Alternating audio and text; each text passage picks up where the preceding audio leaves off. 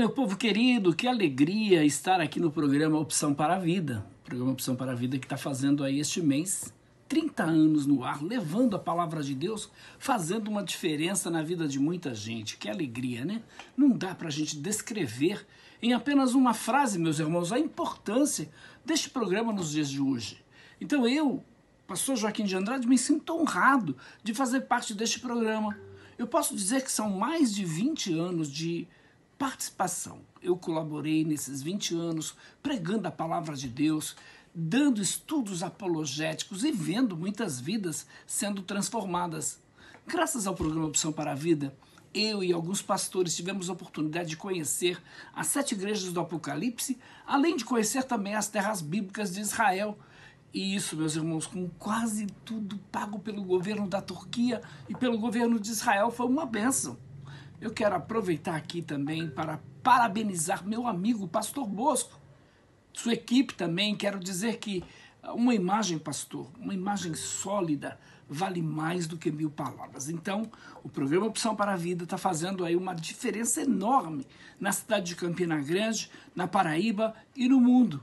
Feliz aniversário, Opção para a Vida. Um forte abraço a todos. Deus nos abençoe. Graças a Deus estamos juntos nessa manhã de sexta-feira, hoje 30 de abril, dia da Ferroviária e também o Dia Nacional da Mulher. Parabenizamos a todos os ferroviários e a todas as mulheres pela passagem do seu dia. Estaremos ouvindo logo mais o pastor Tomás Magno, que foi o conferencista da 10ª Conferência Teológica, trazendo mais uma reflexão sobre esse tema que foi estudado e abordado em nossa 10ª conferência. E o reverendo Hernandes Dias Lopes, da Letra à Palavra. Sem perda de tempo, quero deixá-los com o pastor Magno, trazendo mais uma reflexão do que foi a nossa 10ª Conferência Teológica.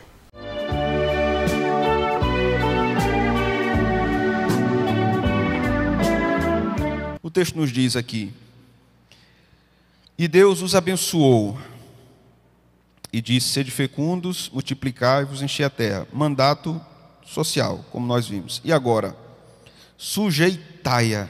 O que é que diz agora? Dominai sobre os peixes do mar, sobre as aves dos céus, sobre todo animal que rasteja pela terra. E disse Deus ainda: eis que vos tenho dado todas as ervas que dão semente e se acham na superfície de toda a terra, e todas as árvores em que há fruto, que dê semente, isso vos será para mantimento. E a todos os animais da terra, e a todas as aves dos céus, e a todos os répteis da terra, em que há fôlego de vida, toda a erva verde lhe será para mantimento. E assim se fez. Viu Deus tudo quanto fizera, e eis que era muito bom. Houve tarde e manhã, o 6º dia. Tudo isso acontece no 6º dia, né? Esses mandatos. Qual é o mandato cultural? É o mandato do domínio, do governo, do avanço na cultura. Deus está dizendo: dominem a cultura, governem a cultura. Eu sou de uma geração, lá em Recife, né? Eu cresci em Recife, que com 13 anos eu já dizia na igreja que eu queria ir para o seminário. E aí alguns irmãos diziam: tem que orar para esse menino, porque quando ele for para o seminário, a probabilidade de ele se desviar ou de ele ficar doido é muito grande. Então eu cresci numa cultura anti-intelectual, numa cultura eclesiástica que, se alguém fosse dado aos estudos, ia se desviar. Ia se desviar. Então era melhor que não estudasse, que não fosse, que trabalhasse com uma coisa simples. Veja alguns problemas nessa visão. Obviamente Deus chama pessoas para trabalharem com coisas simples. Nós precisamos que Deus chame pessoas para serem agricultores. Nós precisamos. Isso é mandato cultural, viu? Isso é mandato cultural.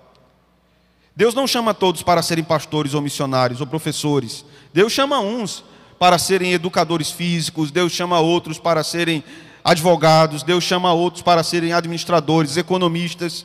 Deus chama outros para serem médicos, enfermeiros. Deus chama pessoas para várias vocações. E em todos esses lugares elas têm que glorificar a Deus. E como é que cumpre o mandato cultural sendo um advogado? É simples: sendo crente.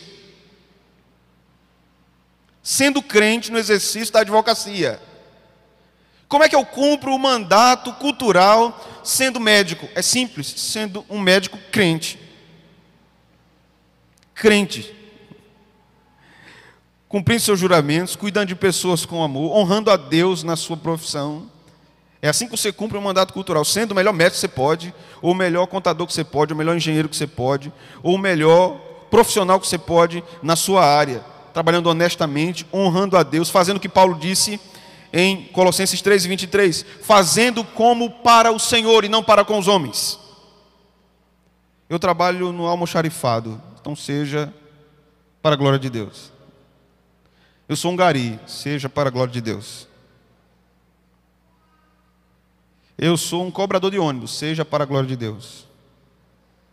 Eu sou um professor, seja para a glória de Deus. Esse é o cumprimento do mandato cultural.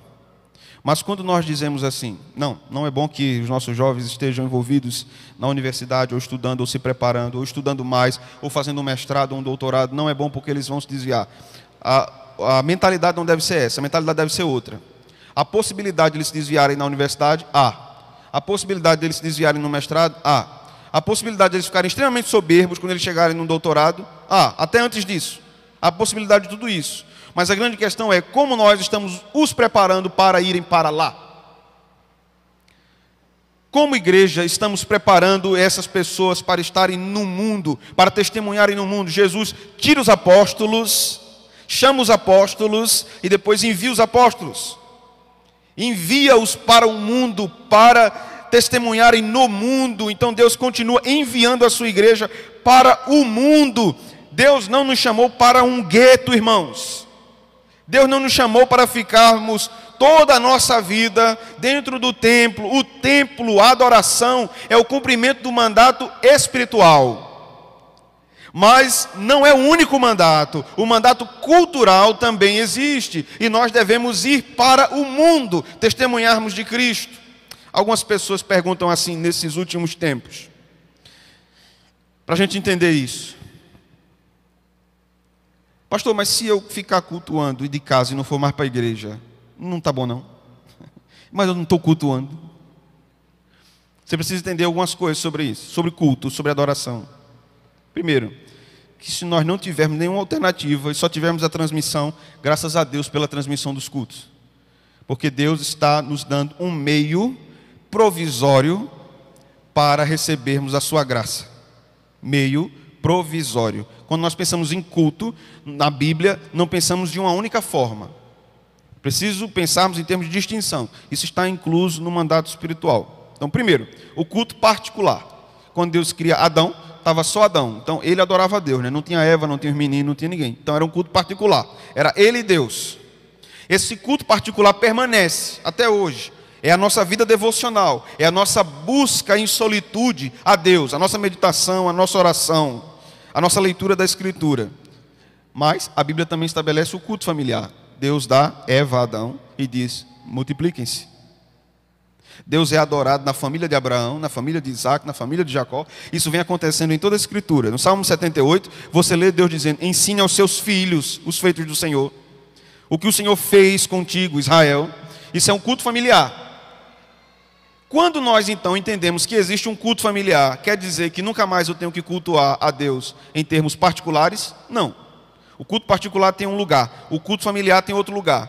O culto particular não substitui o culto familiar. E o culto familiar não substitui o culto particular. Cada um tem o seu lugar. Mas nós também vemos em Êxodo Deus mandando Moisés construir um tabernáculo. E o povo tinha que ir ao tabernáculo, dedicar as suas ofertas e adorar a Deus ali. Era o culto congregacional, e isso permanece até a eternidade. Então cada culto desse da igreja tem o seu lugar. E o culto congregacional não pode ser substituído nem pelo familiar e nem pelo particular, a não ser por causa de circunstâncias extraordinárias. Que circunstâncias são essas? Em termos de exemplo, pandemia. Então, quando nós estamos em casa com a nossa família, assistindo a pregação do pastor, porque a gente não pode ir para a igreja, é o culto familiar. Deus está recebendo. Mas por causa da circunstância não podemos nos congregar. Mas havendo possibilidade de congregar-nos, devemos cumprir essa ordem do Senhor. Nos mandatos restantes, social e cultural, da mesma forma. Eu glorifico a Deus com meu trabalho, como professor, mas isso não pode substituir a minha vida em comunidade. Então, eu vou escolher trabalhar todos os domingos, porque eu estou glorificando a Deus no meu trabalho, e não quero mais me reunir com meus irmãos. Cada coisa tem o seu lugar. Qual é o nosso problema? A gente mistura tudo. A gente mistura tudo e acha que tudo está bom, porque tudo está certo, porque a gente está tudo misturado, né? É aquela velha mania de a gente fazer vitamina com tudo, botar dentro do liquidificador, bota banana com biscoito, com leite, com tudo que tem lá, sobrando no armário, e a gente bate tudo e toma. Precisamos observar como a Escritura ensina e seguir como a Escritura está nos ensinando. Então, quando nós pensamos em mandato cultural, irmãos, ainda em termos práticos, abra sua Bíblia comigo, por favor, no Salmo 67.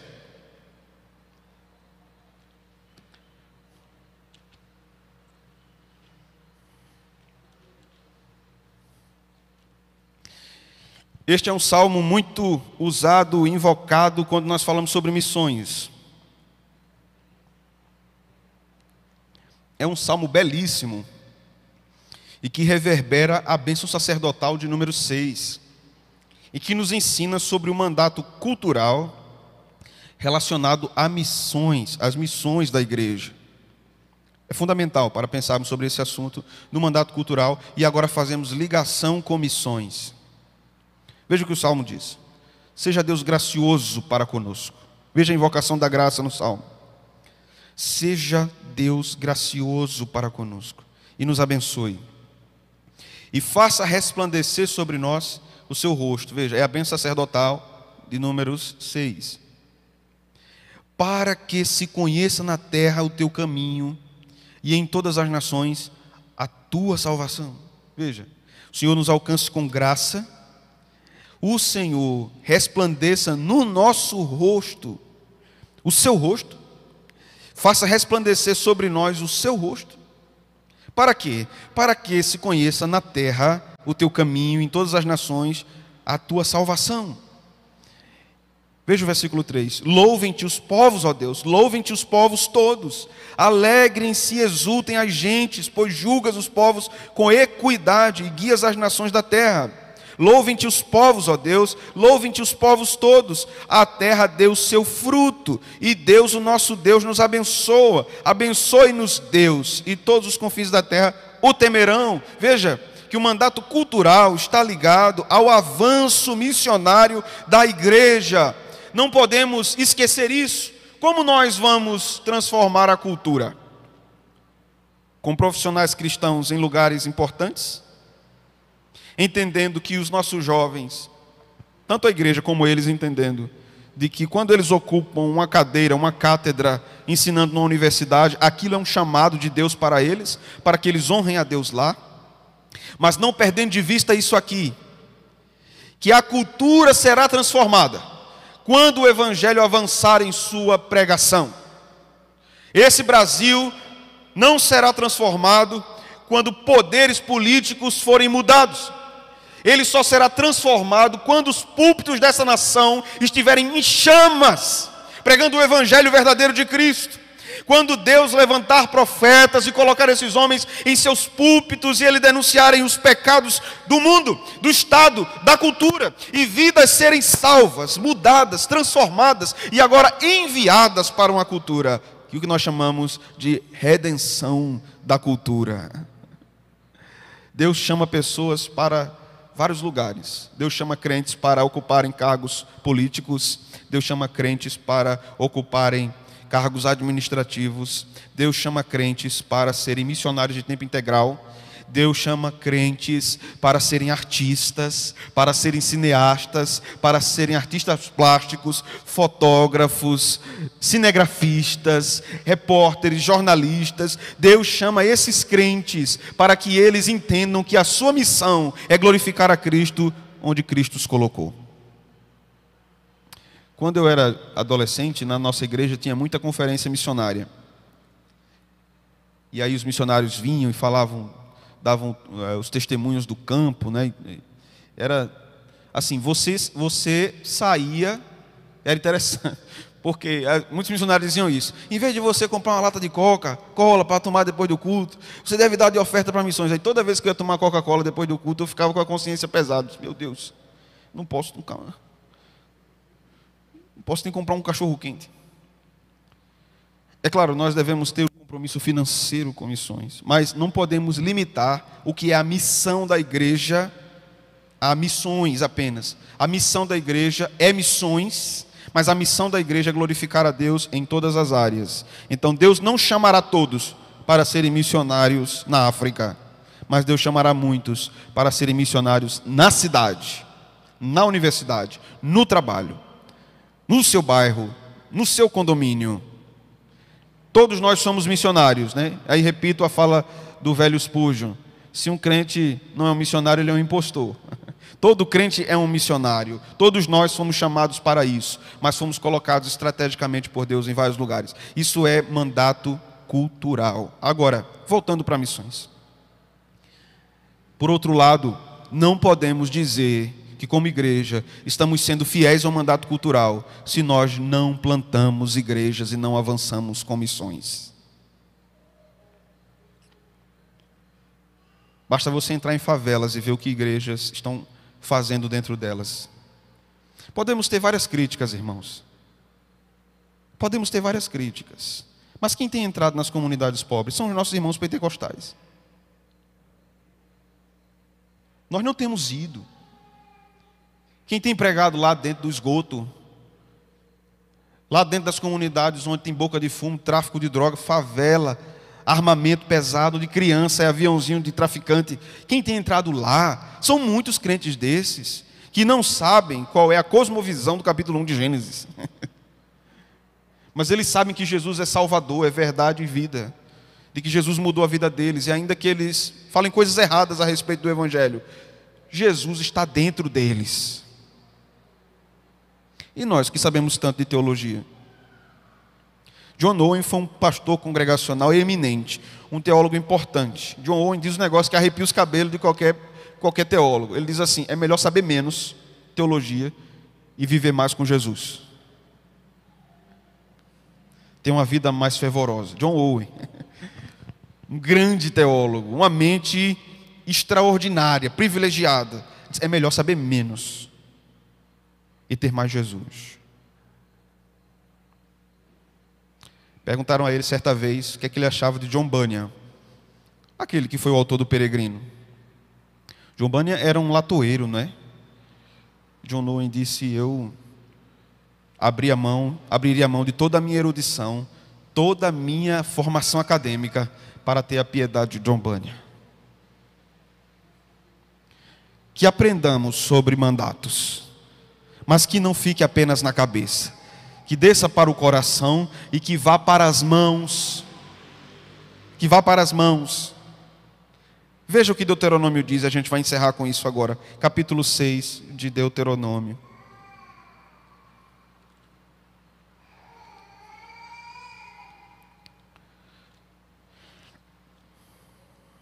Neste livro, Moisés recapitula muitas das leis que recebeu. Moisés, quando prega em Deuteronômio, Deuteronômio é uma série de 3 sermões de Moisés para o povo de Israel. Dizem os estudiosos do livro de Deuteronômio, eruditos em Deuteronômio, que essas pregações de Moisés foram mais ou menos 2 a 3 meses antes da sua morte. Então ele prega para Israel esses sermões, lembrando o que Deus havia dito no passado e como Israel deveria viver agora. Então no capítulo 6, Israel já estava prestes a entrar na terra prometida. Moisés ensina ao povo de Deus algo importante aqui, a partir do versículo 4, que é o Shema judaico, não é? O ouve, Israel, o Senhor nosso Deus é o único Senhor. A ideia de Senhor aqui é o Senhor da aliança, do pacto, aquele que nos governa, soberano. Versículo 5. Amarás, veja só, irmãos, amarás, pois, o Senhor teu Deus de todo o teu coração, de toda a tua alma e de toda a tua força. O que é isso aqui? Quando o texto fala de coração, não é a ideia de coração que a gente tem, sentimento, né? Ai, que dor no meu coração, tive uma decepção. Não, não é seu coração, o órgão que está sentindo dor. Não, você tá precisando de um médico, um cardiologista. Mas na nossa cultura nós temos essa linguagem, né, quando falamos de sentimento, falamos do coração. Na cultura hebraica, coração é o homem interior, a totalidade do homem interior. Então o texto é: ame ao Senhor com todo o seu ser. Isso envolve sua alma, isso envolve seu intelecto, sua inteligência. Tudo em você deve amar ao Senhor. Jesus fala isso. Toda a tua alma, todo o teu entendimento, todas as tuas forças, né? Jesus está enfatizando essa integralidade da vida humana, amando a Deus. Então isso é extraído daqui: amarás, pois, o Senhor teu Deus de todo o teu coração, de toda a tua alma, de toda a tua força. Estas palavras que hoje te ordenam estarão no teu coração. Aí agora, mandado social: tu as inculcarás a teus filhos e delas falarás. Vamos parar aqui. Aí alguns podem dizer: mas eu não tenho tempo para ensinar os meus filhos, pastor. Eu trabalho muito. Não dá tempo. De manhã eu só levo eles para a escola. Dou café e levo para a escola. A palavra de Deus é extremamente atual, né? Como Karl Barth dizia, é mais atual do que o jornal de amanhã. Então o texto vai nos ensinar. Se você não tem tempo, você trabalha muito, não tem tempo para ensinar os seus filhos, o texto diz assim: tu as inculcarás e delas falarás, assentado em tua casa. Na hora que você levantar para dar café a eles, fala a palavra de Deus para eles. Andando pelo caminho, ao se deitar e ao se levantar, também as atarás como sinal na tua mão, e te serão por frontal entre os olhos. Você percebe isso aqui, irmãos? Veja, a palavra esteja no teu coração, esteja atada à tua mão, esteja entre os teus olhos. Você coloca lá no Google, dá um Google lá e vai ver no Muro das Lamentações dos Judeus, né? Com aquela caixinha na cabeça, né? E lá enrolado sua mão. Não é assim, pastor? E aquilo é enrolado pelo peito. O que é que quer dizer? A palavra de Deus está em mim completamente. Não é assim, reverendo? Está em mim completamente. Ela governa o meu coração, o meu interior, ela governa o meu pensamento e ela governa as minhas ações. A mão aí é o que significa o que eu vou fazer. Mandato cultural, irmãos. Deus está ensinando por Moisés aqui que quando nós ensinamos os nossos filhos, estamos cumprindo um mandato social, estamos cumprindo um mandato cultural, porque estamos ensinando-os a viver num mundo caído como filhos de Deus. Como filhos de Deus. E as escreverás nos umbrais da tua casa, das tuas portas, havendo-te, pois, o Senhor teu Deus introduzido na terra, sobre o qual o juramento prometeu a teus pais, Abraão, Isaque e Jacó, te daria grandes e boas cidades que tu não edificaste. Qual é a promessa? A promessa é quando nós cumprimos o mandato cultural, que está ligado ao social, está ligado ao espiritual, Deus, por sua graça, nos abençoará. Abençoará as obras das nossas mãos. Não é barganha. Não é barganha, é promessa de Deus. Deus disse que faria assim. E nós podemos nos segurar nessas promessas, né? A gente tem medo às vezes de orar, nos segurando nas promessas de Deus. Mas isso é ensinado na Escritura, viu? E ensinado em toda a teologia antiga. A gente tem medo de orar, nos segurando nas promessas. Mas a Escritura nos ensina a fazermos isso. Então, para que a gente termine aqui sobre isso e não canse mais vocês. O mandato cultural envolve uma vocação para o serviço em determinada área de nossa vida. Nós devemos fazer isso para que Deus seja glorificado e exaltado. E tudo na nossa vida envolve adoração. Seja a forma que nós damos uma papinha na boca do nosso bebê, a como nós desempenhamos o nosso trabalho no nosso escritório ou em outra atividade profissional. Nós devemos entender que esta capacidade de glorificar a Deus na nossa vocação é dada pelo próprio Deus. Se você tem inteligência e está avançando na sua área vocacional, não é fruto da sua capacidade, é obra da graça de Deus, na sua mente, na sua saúde. Então glorifique a Deus por isso. Devemos também compreender que esses mandatos nos ensinam que nós somos limitados e precisamos da graça de Deus para cumpri-los e glorificá-los onde o Senhor nos colocar. Então, irmãos, diante disso, tenhamos cuidado para não pecarmos contra Deus, negligenciando esses mandatos, a nossa vida espiritual, a nossa família e o nosso trabalho. Cada coisa tem o seu lugar e um não pode invadir o lugar do outro. Nós precisamos de disciplina espiritual e a palavra de Deus nos ensina isso. Que o Senhor nos abençoe.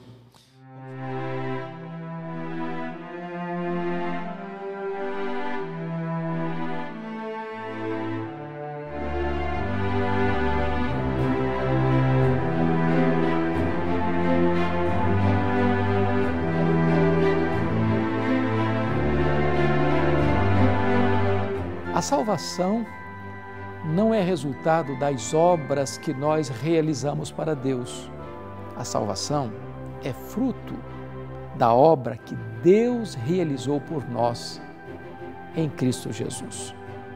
O apóstolo Paulo escreveu: porque pela graça sois salvos, mediante a fé.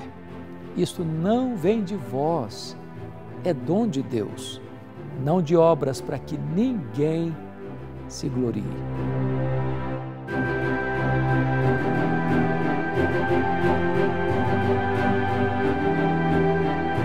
A graça de Deus é um presente imerecido que Deus nos dá. Isso porque Deus nos amou, não por quem nós somos, mas apesar de quem nós somos. Deus nos amou não por causa dos nossos méritos, mas apesar dos nossos deméritos. Deus nos amou quando nós éramos fracos, ímpios, pecadores e inimigos. Ele deu o seu Filho para morrer por nós, para levar sobre si o nosso pecado.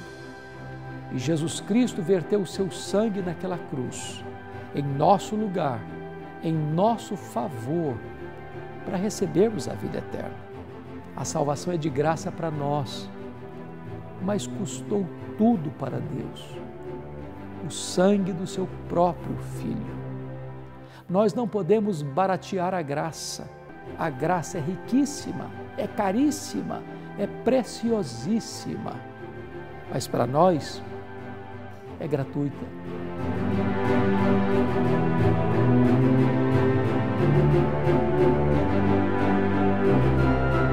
Nós não somos salvos pela nossa justiça própria, pelo nosso merecimento pessoal, pela realização das nossas obras ou por qualquer ritual religioso. Nós somos salvos somente pela graça de Deus. Graça essa que nos é dada livremente em Cristo Jesus.